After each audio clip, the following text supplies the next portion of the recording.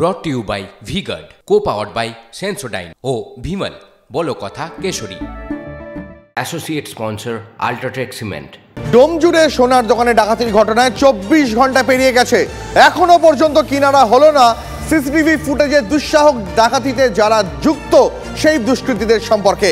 মুখ দেখা গেছে কিন্তু এখনো পর্যন্ত কিনারা পেল না পুলিশ। আর এই ঘটনার পর আতঙ্কিত এলাকার ব্যবসায়ীরা।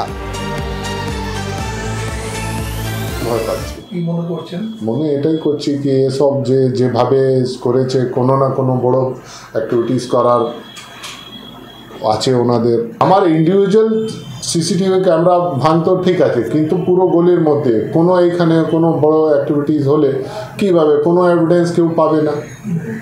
মানে আপনি বলছেন যে প্রমাণ যাতে করে কেউ না পায় সেই ওই তাই জন্য ও আগে সিসিটিভি ক্যামেরা ভেঙে দিল, তারপরে যা ওনাদের আছে পরিকল্পনা ওরা অ্যাকশন নেবে। ডোমজুড়ে দুঃসাহসিক ডাকাতির ঘটনার 24 ঘন্টা পার করেছে, আর এখনও পর্যন্ত পুলিশ তদন্তে নেমে কাউকে গ্রেপ্তার করতে পারেনি।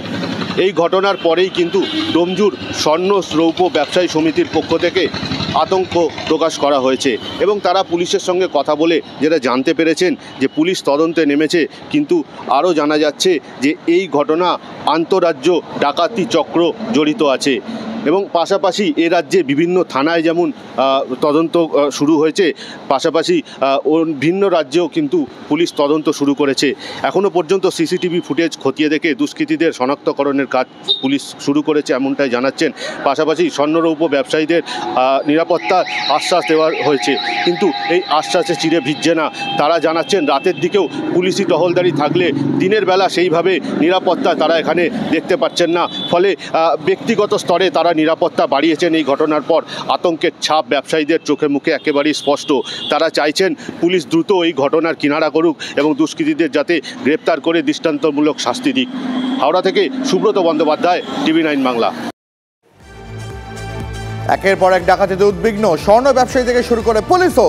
সতর্কতামূলক ব্যবস্থা নিতে পুলিশের সঙ্গে বৈঠক হলো ব্যবসায়ীদের। নারায়ণগড় থানায় ব্যবসায়ীদের ডেকে সচেতন করলো পুলিশ। দোকানে সিসিটিভি ক্যামেরা কাজ করছে কিনা পরীক্ষার সুপারিশ পুলিশের। পশ্চিম মেদিনীপুরের অন্য থানাতেও সচেতনতা বৈঠক পুলিশের। সিসি ক্যামেরা বা সিকিউরিটির দিক থেকে বেশি করে আমাদেরকে বললেন আর কি। আমাদের বড়বাবু আজকে ওই বিভিন্ন রকমের অসামাজিক কাজবাজগুলো হচ্ছে তো, এবং ডাকাতি প্রচুর পরিমাণে করাপশনটা বেড়ে গেছে, তাই আমাদের এখানে ডেকেছিলেন, আমাদেরকে সচেতন করলেন। উনি বললেন যে সিসি ক্যামেরা লাগাতে, হর্ন মানে অ্যালার্ম, 2 নম্বর হচ্ছে সিকিউরিটি।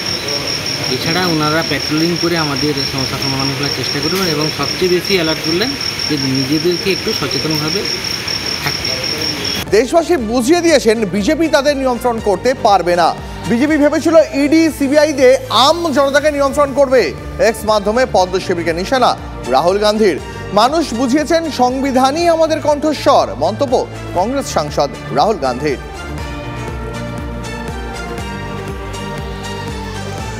দেশবাসীকে বুঝিয়ে দিয়েছেন বিজেপি তাদের নিয়ন্ত্রণ করতে পারবে না। বিজেপি ভেবেছিল ইডি সিবিআই দিয়ে আম আদমিকে নিয়ন্ত্রণ করা যাবে। এক্স মাধ্যমে পোস্ট করে পদ্ম শিবিরকে নিশানা করলেন রাহুল গান্ধী।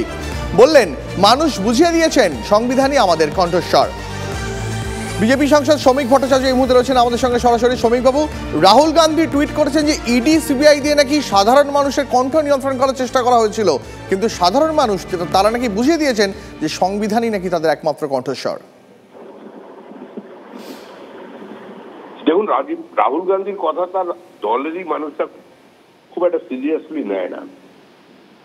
মানুষ এটা জানে যে দেশের মানুষ বুঝিয়ে দিয়েছে সংবিধানিক তাদের কণ্ঠস্বর, সেই জন্য রাহুল গান্ধীকে 100 পার করতে দেননি, আর নরেন্দ্র মোদীকে 240টা আসন দিয়ে সরকার গঠনের পক্ষে আরেক ধাপে এগিয়ে দিয়েছেন, তৃতীয়বারের জন্য প্রধানমন্ত্রী করেছেন।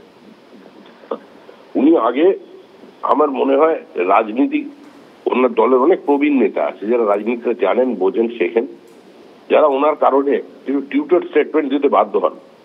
তাদের কাছে কিছুদিন শিক্ষা নিবাস থাকুন, তারপরে রাজনীতিতে এসে এই ধরনের স্টেটমেন্ট করবেন। অনেক ধন্যবাদ শ্রমিক বাবু। Brought to you by V-Guard, co-powered by Sensodyne ও ভিমল বলো কথা Kesari. Associate sponsor UltraTech cement.